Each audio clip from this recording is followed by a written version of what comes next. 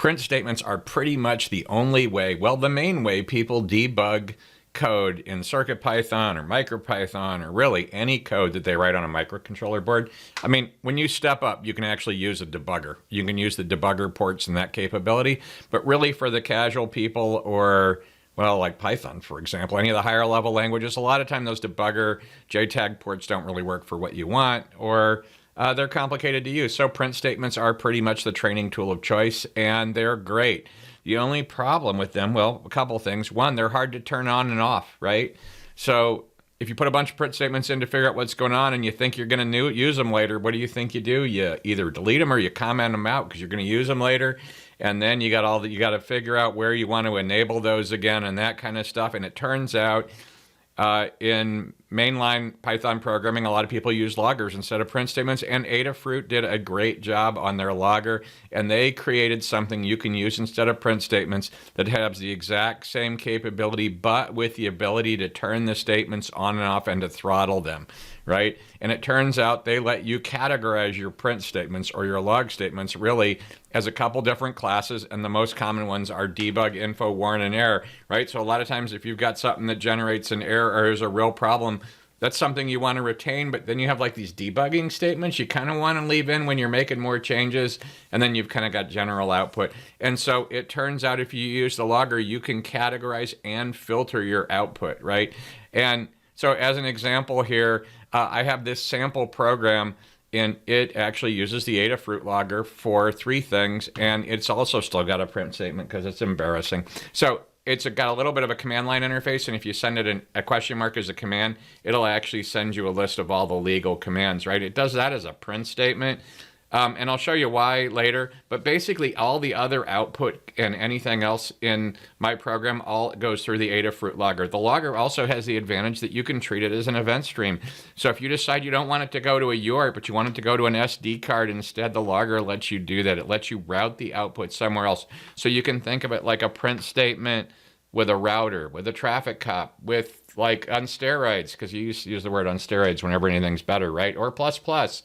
But not like C++, because that's not better in some ways. Okay, anyway, so the point, though, is you can use these logging statements, and in my program here as a sample, I'm actually going to show you this. I use debug for triage, info for prompting for input, and an error whenever I have a problem, and I can show you this. So do I have anything else down here? Oh, yeah, basically, the only thing that's required to get this to work in CircuitPython is you got to have the Adafruit logging library in your lib directory on your CircuitPython board. After that, it's one line of config. You import the logging, you create the logger, and you set the default level. Everything above that level will log. So if you set it for info, warn, error, those will all log, but debug won't. If you set it at debug, then debug, info, warn, and error will all show up. If you set it at error, then none of your warnings and none of your info shows up. So it's really cool. It's actually, a lot of this is all copied from the Java loggers from before. Every system has picked this up in one way or another. That pattern has pervasive across programming, so if you learn it, you can use it everywhere. So let me bring this to the front. So I just wanted to show here, which, no, we don't want that. I don't know why I did that.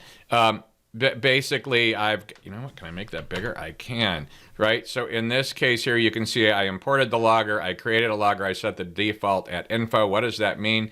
That means no debug will come out. So let me pop this up. And so in my case here, I just have a little command interpreter, and you can see we did a soft reload. So we're in a new shot. We're getting the output from our newly restarted version of this program. Now, I told you I use the print statement for getting the help, and these show the commands that are available. So really what I'm going to do is I'm going to change the color. There's a set of LEDs that were in another demo, so I can do something like send it a command. Oh, there's no back key. Well, that's going to be an unrecognized. Oh, index out of range. That was horrible. I will fix that later. Now I found a bug. So if I do, no, let's do that. Reload. All right. So now I'm back in the command interpreter. We can see that. And now I found a bug I need to fix. But basically, I can set. What that does is it sets all the LEDs on this board to a green value of 1, red, green, blue, and blue value of 1. You see no output for a valid command, right? So if I do FF010101, still nothing, right? And that's because those are all debug statements. And then if I do some bogus command, we actually see that there's an invalid command message at the error level. Now, if I looked at my command prompt, it turned out I can actually set this to debug, so I can do LD. So now the logging's been set to debug level, and if I do FF, oh, that's going to be an error.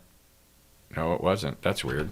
I will look at the bug for that. So in this case, I can do pound FF 000101 like I did before, and you can see that the debug output came out now, and it set that thing to that color. I can also set the logging back to info only, and then I can type in the same command again,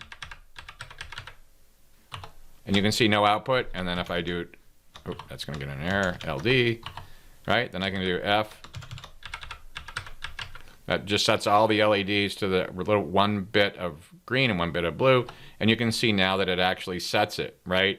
And in my case, it turns out this program generates a whole bunch of output if you put more than one of those in. So let's try that, and then you can see why I want to turn debug on, and we can probably change the debug level while it's running. And then this demo is done. Pound FF 000101. And I'm going to run that for 100 milliseconds, and then I'm going to run a color of 010100, so that'll be red and green instead for 100 milliseconds. And I'll enter that, and you can see that it's running every 100 milliseconds. It is changing the output of this, right? And so that's a lot of output running in the debug mode. And if I were to type in, what was it? LI, and hit enter, it stops. And if I do LD again, we see the debug output. But the thing's actually flashing. I can't show you because it's on a super short cord. And that's cool. So basically, this lets me turn on and off the debug output if I need it on the fly while it's running. If you don't have a command interpreter, you can do it another way. You could have a pin that does this. You push a button and it changes the debug level back and forth. A lot of ways you can do this. Anyway, use logging instead of print statements, and the logger on this is described in the Adafruit docs. And that's it. Have a great day.